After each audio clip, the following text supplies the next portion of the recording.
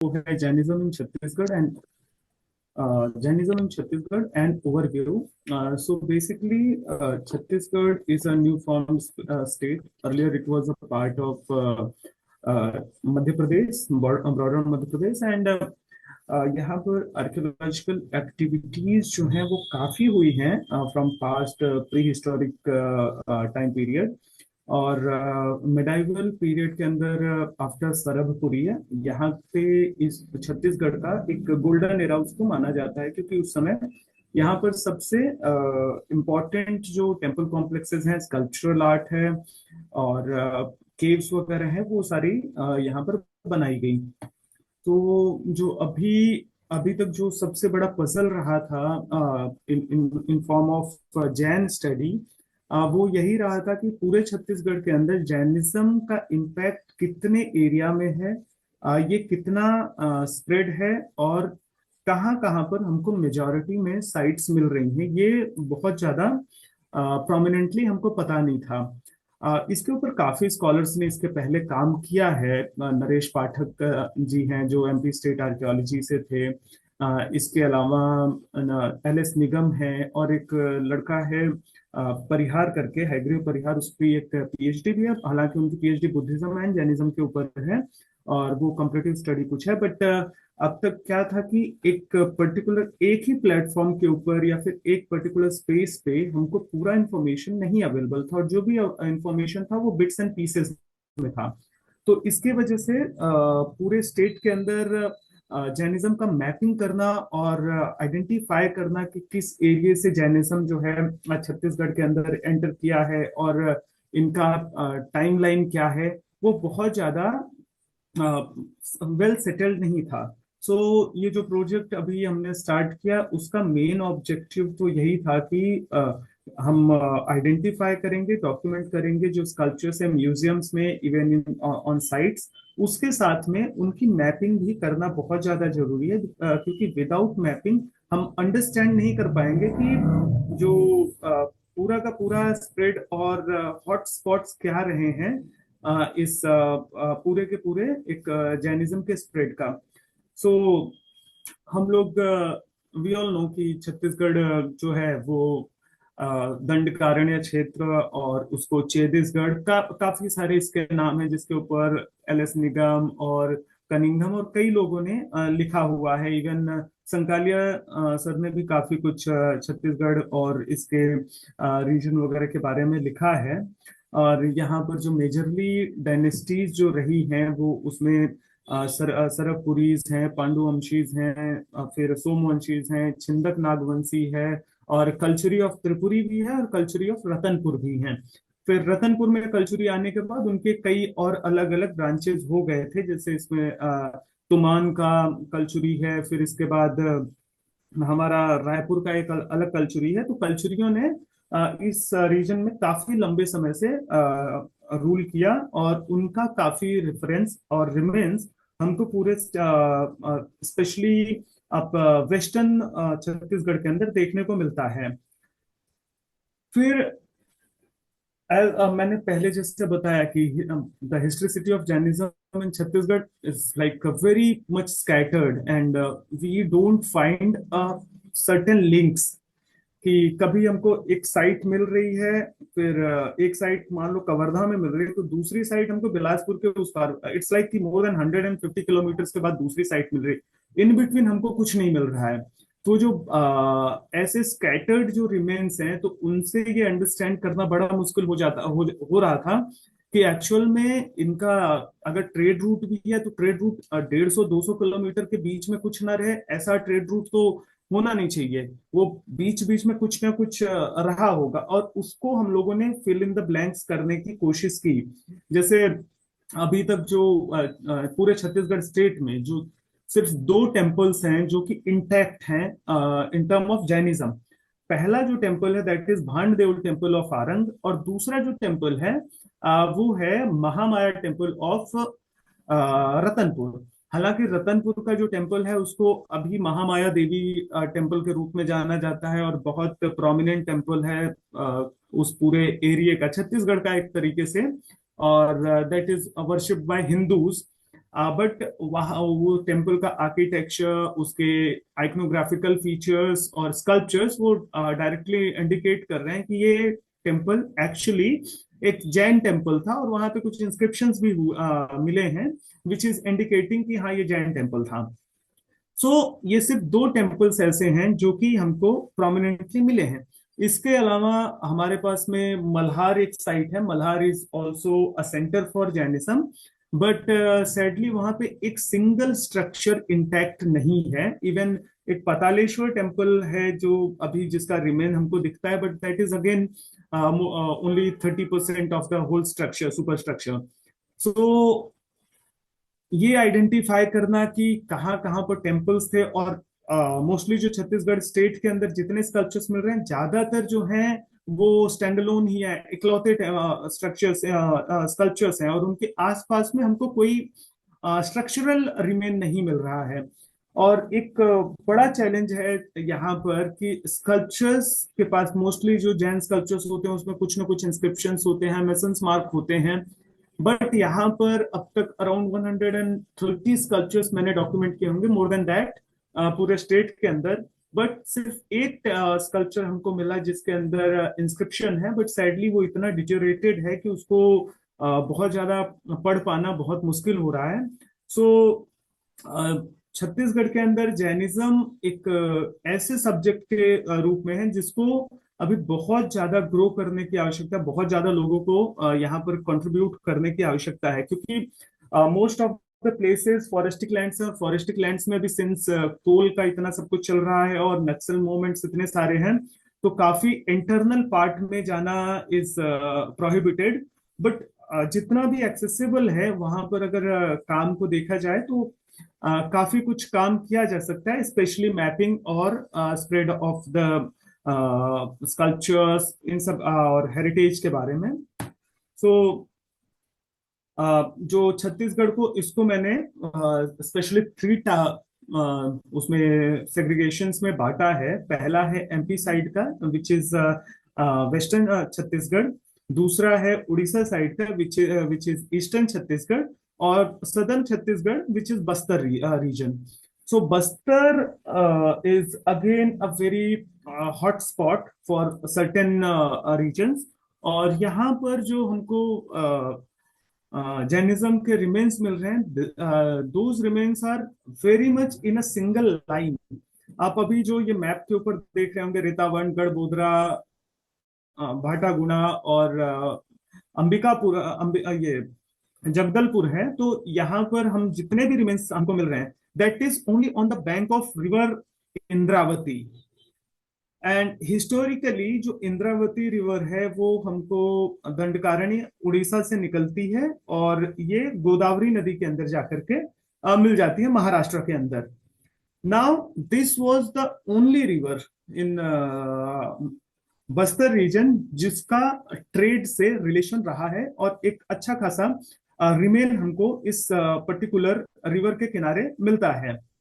So now I have tried to map the sites. So Indravati river ये जो भाटागुना के side से आ रही है, तो आप हमको जो रिमेन्स मिल रहे हैं, लाइक भाटागुना में है, जगदलपुर के अंदर है, गढ़बोदरा है और रेतावंट है, ये सारे के सारे जो साइट्स हैं वो हमको इंद्रावती रिवर के किनारे ही मिल रहे हैं। और ये यहाँ पे जितने भी अभी तक रिमेन्स मिले हैं उसमें हमको स्ट्रक्चरल रिमेन्स कुछ नहीं मिला है, सिर्फ हमको सिंगुलर स्कल्पचरल रिमेन्स मिला है। देयर इज पॉसिबिलिटी कि स्ट्रक्चरल रिमेन्स रहे हों बट बाद में उसको तोड़ दिया गया हो या फिर what ever, but temple members और इन सब पॉइंट ऑफ व्यू से ज्यादा कुछ यहाँ से मिला नहीं है। लेकिन जितने भी स्कल्पचर्स हमको मिले हैं दे आर शोइंग दैट यहाँ पर एक्चुअली ट्रेड सेंटर्स रहे हैं। जगदलपुर इज राइट नाउ एक बहुत बड़ा शहर है, और हिस्टोरिकली भी ये बहुत बड़ा शहर रहा है। इसके अलावा Garhbodra, Garhbodra actually conflicts of two rivers पे अवेलेबल है, और यहाँ पर एक छोटा सा फोर्ट है, और फोर्ट के कॉर्नर पे ऑन द रिवर साइड हमको रिमेन ऑफ पोर्ट दिखाई देता है कि okay this was a port. So we can understand कि हाँ the sites which are located in the Bastar region are mostly on the trade routes, and उसके अलावा आसपास के रीजन में हमको ऐसे हेरिटेज नहीं मिलते। इवन अगर हम बात करें कि और सारे टेम्पल्स की लाइक बारसूर वगैरह के जो टेम्पल कॉम्प्लेक्सेस हैं वो भी इंद्रावती रिवर के ही किनारे हैं, they are not away from the river. Even Chitrakoot के पास में काफी सारे रिमेन्स मिले हैं। So Chitrakoot is again on the bank of river Indravati. So Indravati can be considered as a major trade center, as a major trade route. Now there are some sculptures. ये sculpture जो है इसके बारे में doctor Naresh Pathak ji ने लिखा हुआ है। एक उन्होंने एक स्मॉलर डिस्क्रिप्शन दिया है। ये स्कल्पचर एक्चुअली एक हनुमान मंदिर है, दंतेश्वरी मंदिर जगदलपुर के जस्ट सामने ही। और इस स्कल्पचर को टेम्पल के डोर जैम्प के ऊपर लगाया गया है। अर्लियर इस ये जो स्कल्पचर है इसका हेड जो है वो ब्रोकन था, फिर बाद में वो पंडित जी ने बताया कि उन्होंने एक सीमेंटेड हेड इसका बना दिया है। So this Mahavir sculpture and one more sculpture जो ट्रेस डाउन नहीं हो पाया, 2-3 दिन तक मैं जगदलपुर में रहा, वो ट्रेस डाउन इसलिए नहीं हो पाया कि जिस टेम्पल के अंदर वो लगा था वो टेम्पल बाद में गिरा के दूसरा नया टेम्पल बना दिया गया बालाजी का। सो मोस्ट प्रोबेबली वो स्कल्पचर उसी डेबरीज के अंदर दब गया होगा। नाउ दिस इज अगेन ये तीर्थंकर संभवनाथ का की जो ये प्रतिमा है, इसको कोट गुड़िन माता करके ट्राइबल्स जो है वर्शिप करते हैं। और जो वहाँ का कुछ जो समाज के जैन समाज के लोग हैं उन्होंने एक छोटा सा टेम्पल बना दिया है। सो अभी वहां पर दिस स्कल्पचर इज अवेलेबल। और ये स्कल्पचर लाइक अगेन काफी फाइन स्कल्पचर है, बट बहुत सारे रिमेन्स और बहुत सारे एट्रीब्यूट्स इसमें से मिसिंग हैं, which you can see obviously broken sculpture है। Then this sculpture of Rishabhanath at Retawand. So Retawand का ये जो स्कल्पचर है ये नदी के अंदर मिला हुआ था, जिसको बाद में वहां के लोकल्स ने एक छोटा सा मंदिर बना करके एक माता के रूप में इसको भी पूजना स्टार्ट कर दिया। और बस the good thing is that कि एक्चुअली ये सारे स्कल्पचर्स वहां पर सेफर साइड हो गए कि एटलीस्ट एक एक शेल्टर के अंदर रखे गए, otherwise there is a lot of problem, जिसकी वजह से स्कल्पचर्स और बाकी सारी चीजें, स्पेशली जो कॉन्सेप्ट है खंडित मूर्तियों को नदी में प्रवाहित करने का, तो काफी इंटरव्यूज वगैरह जो मैंने किए उसमें पता चला कि नहीं एक आध स्कल्पचर और मिले थे लेकिन वो टूटे हुए थे तो उनको नदी में हमने प्रवाहित कर दिया। नाउ मैंने अभी गढ़ बोधरा की बात करी थी, तो गढ़ बोधरा का जो फोर्ट का मेन गेट है उसके ऊपर ये स्कल्पचर पार्श्वनाथ की फिक्स किया गया है और इसको भी लोकल्स जो है वर्शिप करते हैं। नाउ जितने भी स्कल्पचर्स हमको इस बस्तर रीजन में मिले, सबके सब स्कल्पचर्स के ऊपर हम लोग एक ट्राइबल इम्पैक्ट देख रहे हैं, पहली चीज।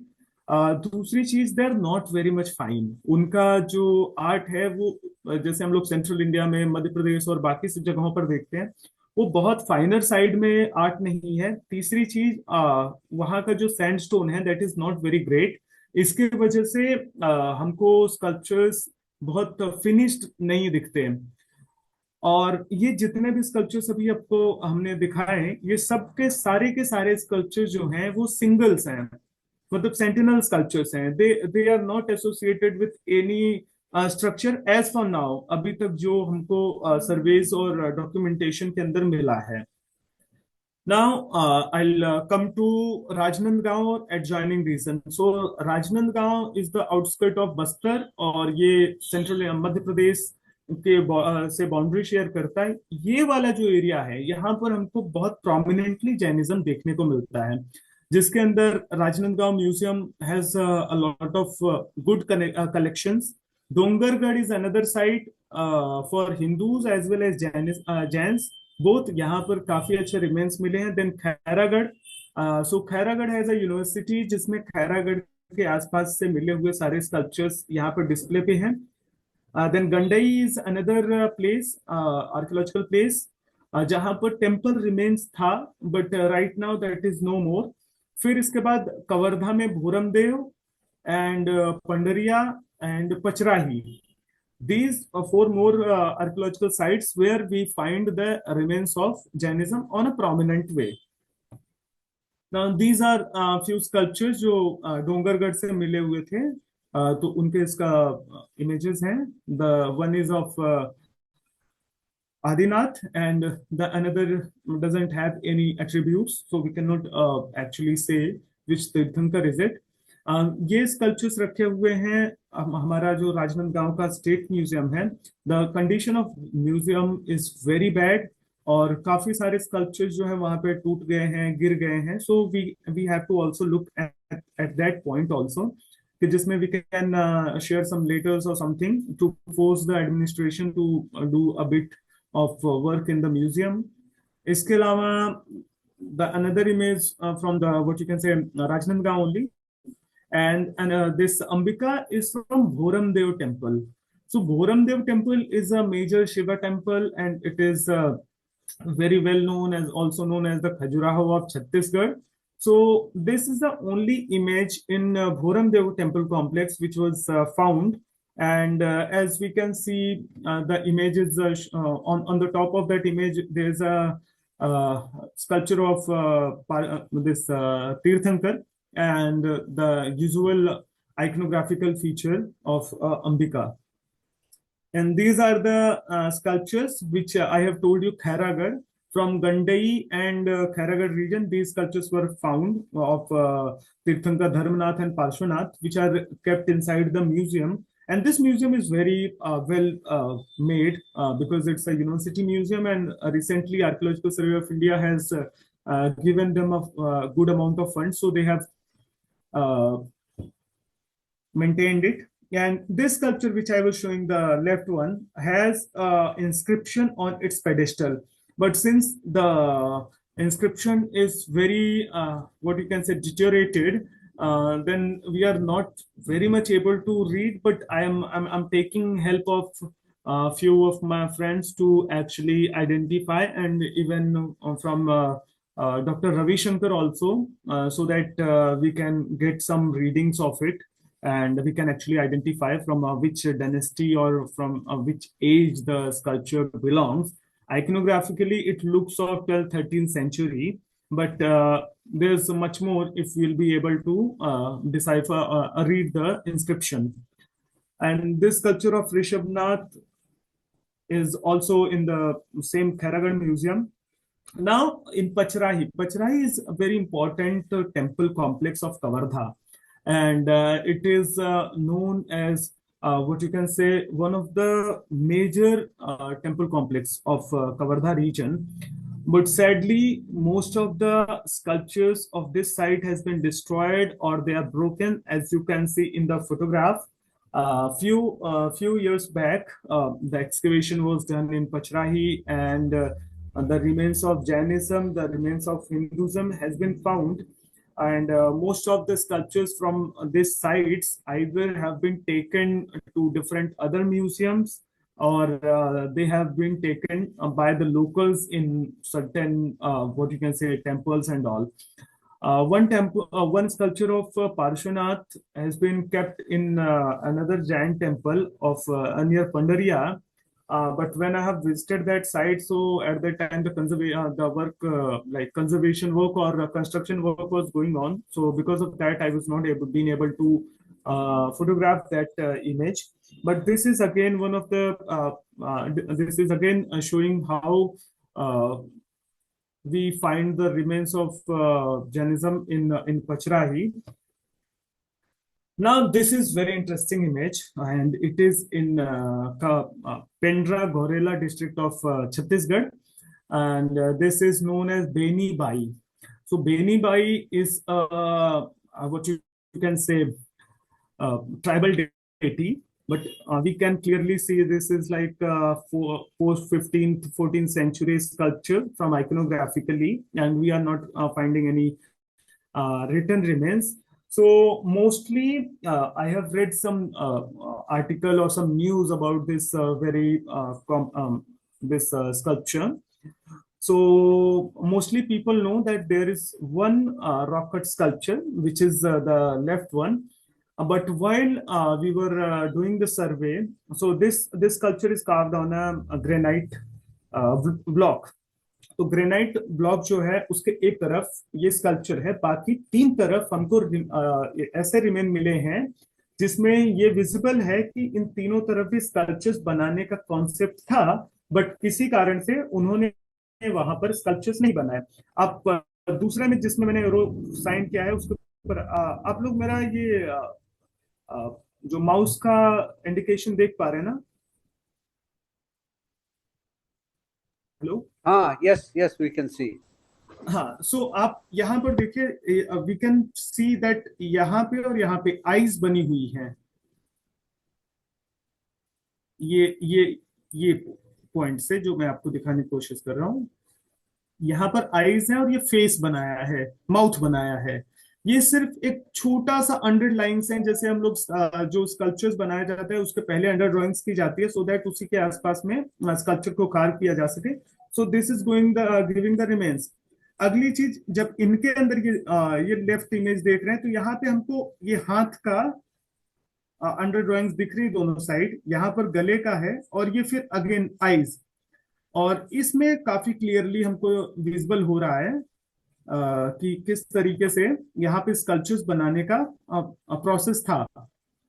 So this very site is showing कि यहाँ पे 14th-15th सेंचुरी के करीब में जैनिज्म का इम्पैक्ट रहा था और ये स्कल्पचर उस समय बनाए गए थे।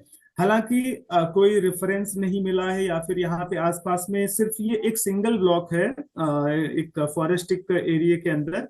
आसपास के एरिया में मैंने सर्वेज वगैरह किए, कुछ इंटरव्यूज वगैरह किए, बट और कुछ नहीं अवेलेबल है। सिर्फ एक ये सिंगल ब्लॉक ग्रेनाइट स्टोन का ब्लॉक है जिसके ऊपर ये स्कल्पचर बना हुआ है। Now again will come in the eastern and central Chhattisgarh, जो कि आपका उड़ीसा बॉर्डर से अटैच करता है। तो यहाँ पे Maheshpur, Maheshpur is again very important site, और यहाँ से जैनिज्म का बहुत अच्छा खासा रेफरेंस मिला है, रिमेन्स मिला है। इसके ऊपर कामता प्रसाद वर्मा ने एक बुक लिखा है, द एक्सकेवेशन इन महेशपुर। मेरे पास वो किताब है, मैं अभी बीच में रहेगा तो हमारे ग्रुप के अंदर शेयर करूंगा, जिसको आप लोग चाहें तो खरीद सकते हैं छत्तीसगढ़ स्टेट आर्कियोलॉजी डिपार्टमेंट से।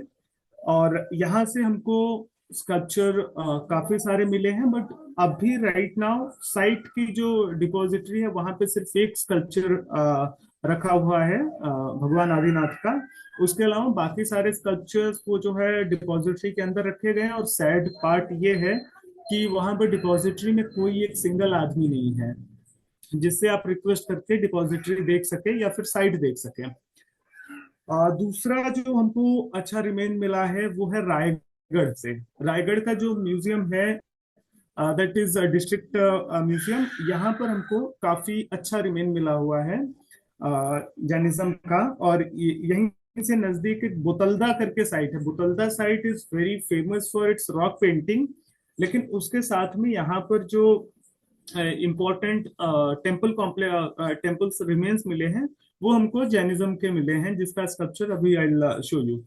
फिर इसके साथ में Bilaspur, Bilaspur is again very prominent centre of Jainism. वो इसलिए क्योंकि ये नजदीक है रतनपुर के, और रतनपुर के जो कलचुरी थे उन्होंने जैनिज्म को बहुत ज्यादा इंपॉर्टेंस दिया है। और काफी सारे स्कल्पचर्स, कल्चुरीज का तो वैसे भी सेंट्रल इंडिया मध्य प्रदेश में भी they have contributed a lot in Jainism, और वैसे ही छत्तीसगढ़ के अंदर भी कल्चुरीज का काफी इंपॉर्टेंस मिला है।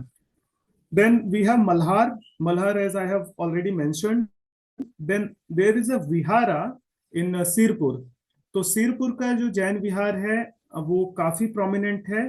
फिर एज आई हैव टोल्ड कि भांड जैन टेम्पल जो इस समय इकलौता ब्रिलियंट टेम्पल कॉम्प्लेक्स है।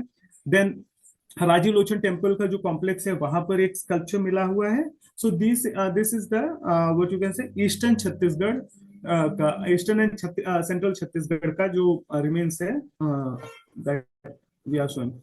सो दिस आदिनाथ स्कल्पचर, ये स्कल्पचर हमको मिला महेशपुर से।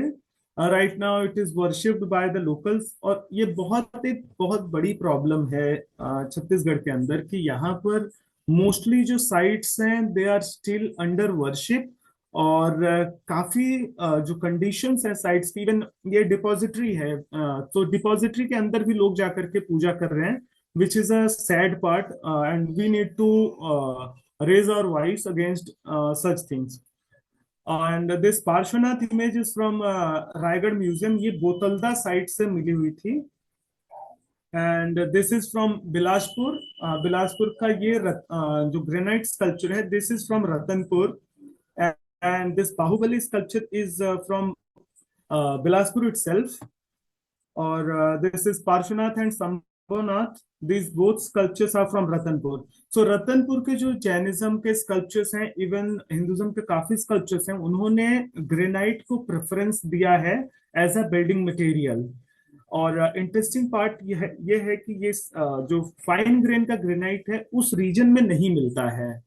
सो I am still tracing out कि ये जो ग्रेनाइट का इन्होंने यूज किया है वो एक्चुअली कहाँ से लाया है। फॉर दैट मैंने कुछ माइक्रोस्कोपिक फोटोग्राफीज की हुई हैं, now I am trying to look at कि ये जो ग्रेनाइट स्टोन है ये कहाँ से लाया गया है, which will give us more reference and reference according how they have उनका मेसन्स जो रहे हैं और आर्टिस्ट जो रहे हैं वो कहाँ से ये स्टोन्स वगैरह एक्वायर किए हैं, क्वेरीज कहाँ पे थी। Now this is from Malhar.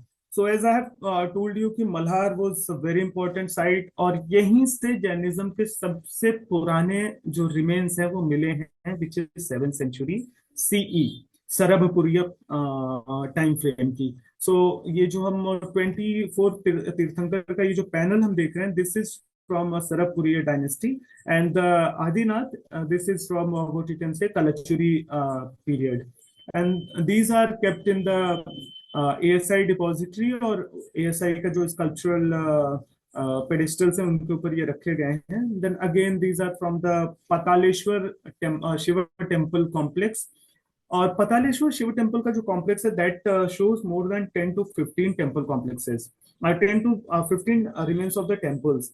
सो उसमें जैन टेम्पल भी रहे होंगे, क्योंकि the amount of sculptures we are finding from Malhar are huge. और बस right now we need to fix out कि कहाँ से ये स्कल्पचर्स मिले हैं, so that we can actually get an idea कि which was the Jain temple complex. और यहाँ पे काफी सारे, I think manual Joseph sir is here, he was a part of ASI, so he must be knowing, possibly he must be knowing कि यहाँ पे जो एक्वायर करके स्कल्पचर्स रखे गए हैं उनका क्या कंडीशन है, या फिर उनकी अगर कोई एक्सेशन रजिस्टर वगैरह हो, एक्वायरिंग रजिस्टर वगैरह हो, तो उससे हमको आइडिया लग सकता है कि स्कल्पचर्स कहाँ से लाए गए थे। So now this is what I have tried to do in Chhattisgarh, and इसमें 3-4 चीजें बहुत प्रोमिनेंट समझ में आई। पहली कि जो छत्तीसगढ़ के अंदर जैनिज्म ये टुवर्ड्स सेंट्रल इंडिया की तरफ से आया है। कुछ आर्टिकल्स, 1-2 आर्टिकल्स में ये कहा गया था कि उड़ीसन साइड से छत्तीसगढ़ के अंदर जैनिज्म आया, बट दैट इज ये सर्वेज और ये आइडेंटिफिकेशन और डॉक्यूमेंटेशन से ये पता चलता है कि सेंट्रल इंडिया का जो ट्रेड रूट है जो उड़ीसा के साइड जाता है, तो सेंट्रल इंडिया की तरफ से, मध्य प्रदेश की तरफ से जैनिज्म जो है एंटर हुआ है इन छत्तीसगढ़। उसके कुछ इंपॉर्टेंट पार्ट्स इसलिए हैं कि जो अर्ली इमेजेस हमको मिल रहे हैं, that is we are finding on the what you can say Madhya Pradesh side rather than Orissa side. Second चीज, जो उड़ीसा में जितने भी, उड़ीसा साइड से जितने भी स्कल्पचर्स हमको मिले हैं, all R post 11th century 12th century, but on the other hand, which the sculptures which we are finding from the this western side of Chhattisgarh are dated back to 7th century, 8th century, and 9th century. So that can be important aspect to discuss कि ये sculptures कहाँ से, ये मतलब Jainism कहाँ से छत्तीसगढ़ के अंदर एंटर हुआ है। दूसरा वेरी इंपॉर्टेंट पॉइंट जो समझ में आया कि हमको पूरे छत्तीसगढ़ में जैनिज्म के जितने रिमेन्स मिले, mostly are located on the trade routes. So सार्थवाज या फिर ट्रेडर्स का बहुत बड़ा इम्पैक्ट रहा है in spread of Jainism in complete Chhattisgarh. Third point which I have found is Ratanpur, Malhar, and Arang. these are the sites which are considered as the major center of Jainism. But ये major center इसलिए हैं because we are finding most number of sculptures and remain references of trades from these sites only. Rest जहां से हमको remains वगैरह मिल रहे हैं, all of those sites are what you can say the smaller side और बहुत मतलब बहुत limited sites हैं. But जैसे रतनपुर हुआ, मल्हार हुआ, आरंग हुआ, शेरपुर हुआ, ये बहुत बड़े मेजर ट्रेड सेंटर्स रहे हैं. Then there are few concern. Conservation is very important, major concern in the state. यहाँ पर conservation का बहुत condition खराब है. And in term of Jainism also, यहाँ sculptures और जो बाकी remains हैं, they are not in very good shape. और काफी जगह पे सीमेंट का यूज करके स्कल्पचर्स को खराब कर दिया गया है. काफी जगह पे इवन म्यूजियम्स के अंदर कंडीशंस बहुत अच्छी नहीं है. So that can be a voice can be raised regarding the same. And yes, this is what we are I have found in the state. And I would like to thank JS for giving me the project, Jain Heritage Documentation Project. And I'm seriously grateful to the JS Dr. Naren Bhandari sir, Sri Gandhi sir, Shailen ji, Purvi madam, or Udayan ji for their support and encouragement. And I hope that we will work in future on the same projects. I'm sorry that I haven't included much photographs because they are like very much similar. And once I'll submit the book of the Chhattisgarh state, then you can find out all the other photographs and other informations in that booklet. So thank you. Thanks a lot. If any questions, please.